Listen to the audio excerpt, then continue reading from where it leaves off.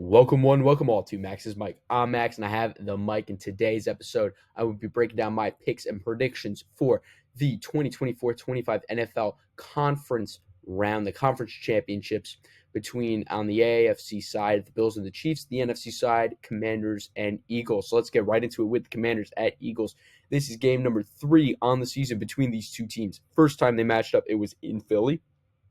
And it was the Eagles and their 20-point fourth quarter that extended their lead and gave them the victory. The deciding factor, Saquon Barkley with 146 rushing yards and 26 carries, 198 all-purpose yards, and the 2 touchdowns, both on the ground. An incredible game out of him.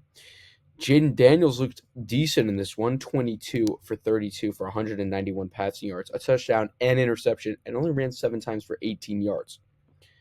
The second time these two teams matched up, it looked like the Eagles were going to continue what they ended the prior game with in the first quarter, dropping 21 points, besting the fourth quarter of the last matchup's 20.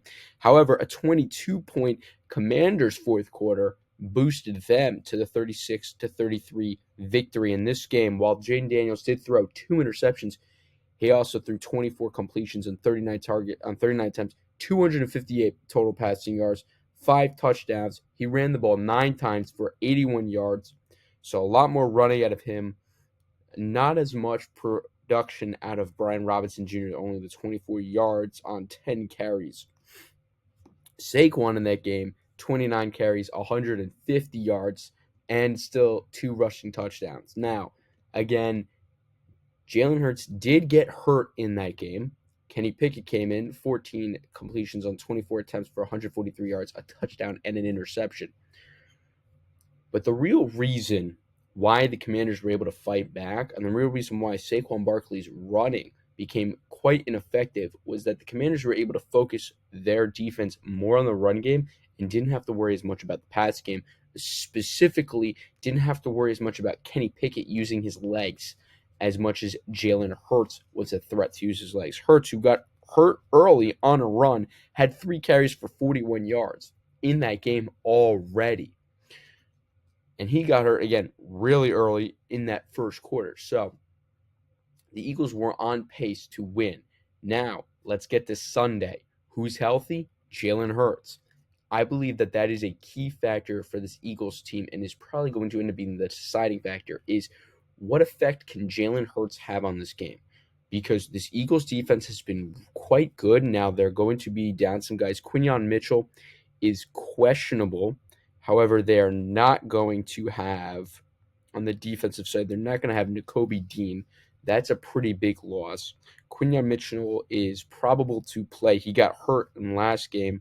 There's a decent chance, although the reporting he's active right now, so that chance is out the window. There was a slight chance earlier today that he was going to be out of the game.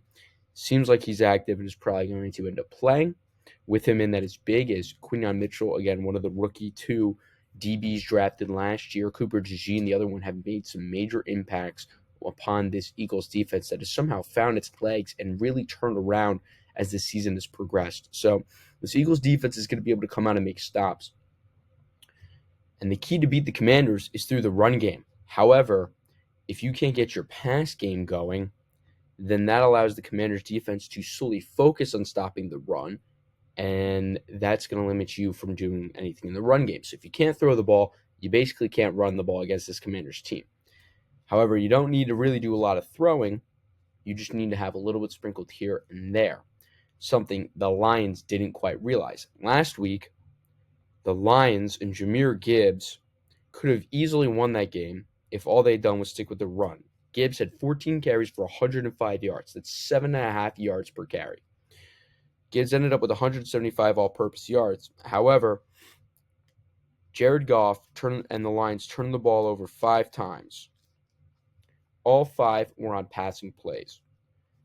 3 of them should not have happened due to the fact that the Lions in that situation should have ran the ball instead of throwing the ball. Even down late in the game, the Lions should have tried as much as they could to stick with the run game, something that the Eagles actually have a problem with doing. Not a problem with doing the opposite.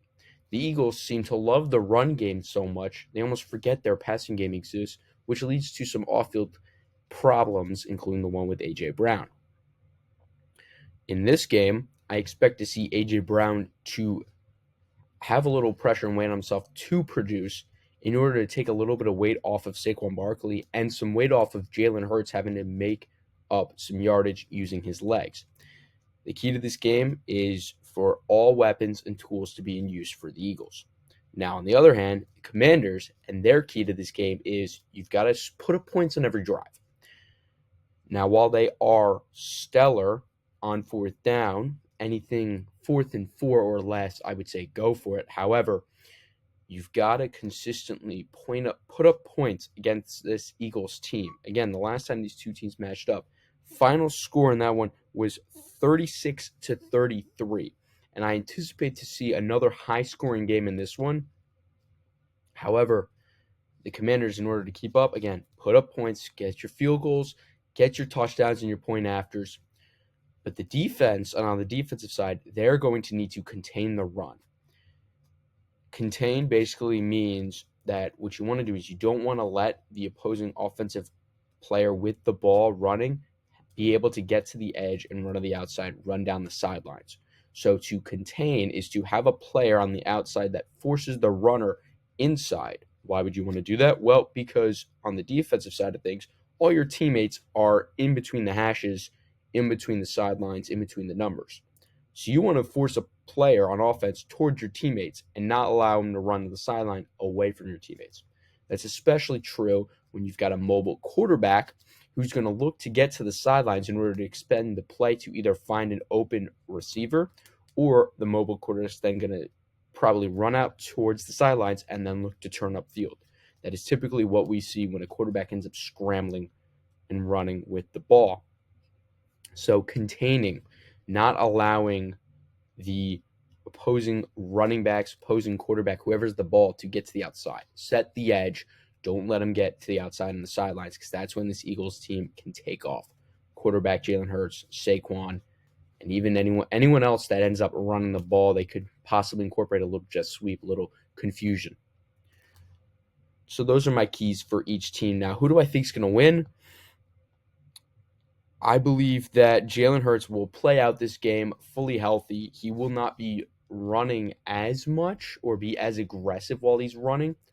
I wouldn't say not running as much, but be as aggressive as he has been. However, I think, again, that's going to be the deciding factor, is his ability to use his legs to either extend the play, find the open receiver, or turn upfield, which is going to take a lot of focus off of Saquon, which is going to give Saquon the room to run all over this Commanders team.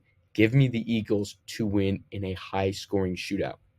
Now let's move over to the other game that I think is going to be on the lower side, but has definitely a lot more potential to be the better game of the day. It is Bills at Chiefs. Another Allen and Mahomes matchup.